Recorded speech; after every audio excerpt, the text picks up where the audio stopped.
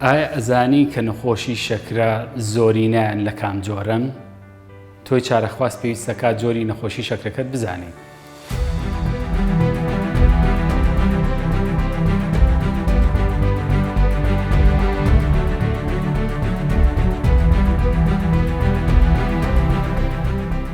من ئەمڕۆ باسی جۆرەکانی نەخۆشی شەکرەتان بۆکەم کە لە 4 جۆری سەرەکی پێگێت.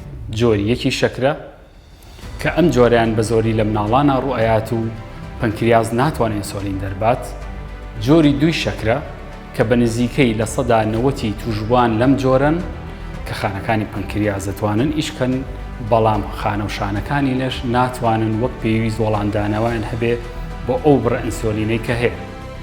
جۆری سێهەم کە شەکرەی دووگیانی ئەگرێتەوە.